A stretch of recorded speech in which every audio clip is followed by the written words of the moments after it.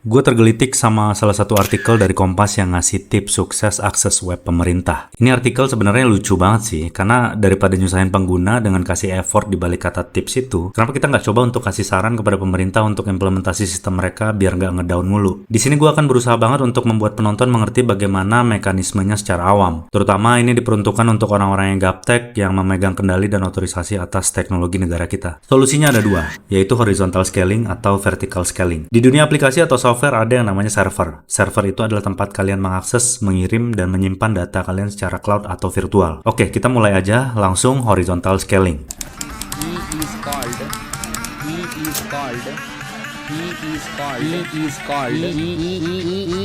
Internal pointer variable.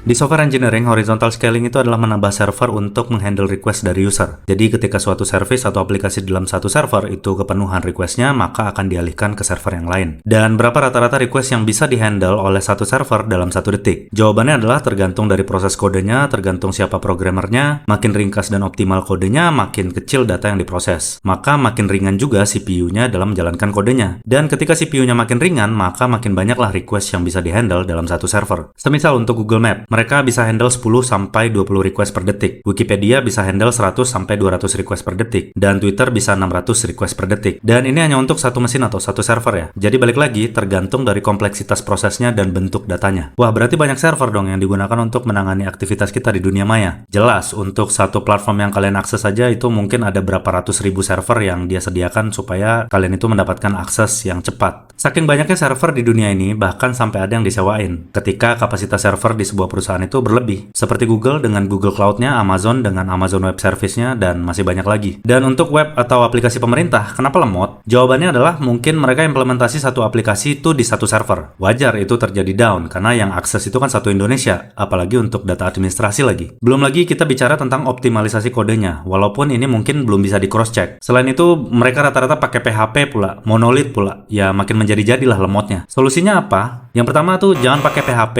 terus optimalisasikan kodenya, terus kalau seandainya multithreadnya nggak ngangkat, tambah servernya. Nah, kalau ketika udah nambah server tapi nggak ngangkat juga, optimalisasi pakai Mrs. Broker. Oh iya, terakhir jangan lupa kasih rate limiter, biar nggak request abuse. Jadi kalau ada hacker yang nyoba buat request pakai loop, itu bisa langsung di reject.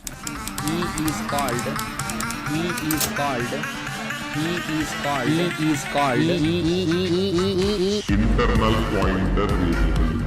Vertical scaling berarti kita upgrade spek dari server yang existing yang kita gunakan, tapi kita nggak menambah quantity servernya sama sekali. Misalnya yang biasanya kapasitas memorinya cuma 512 GB SSD diangkat jadi 1 TB SSD. Atau CPU-nya yang biasanya cuma pakai 4, kita naikin jadi 16. Cuma biasanya ini bisa ngangkat multithread-nya doang, yaitu satu CPU server dipaksa kerja double untuk memenuhi ekspektasi kita. Tetap ada limitasi dan saat ini pun untuk biaya upgrade yang paling tinggi satu server itu lumayan mahal. Satu bulannya bisa sekitar $1.500.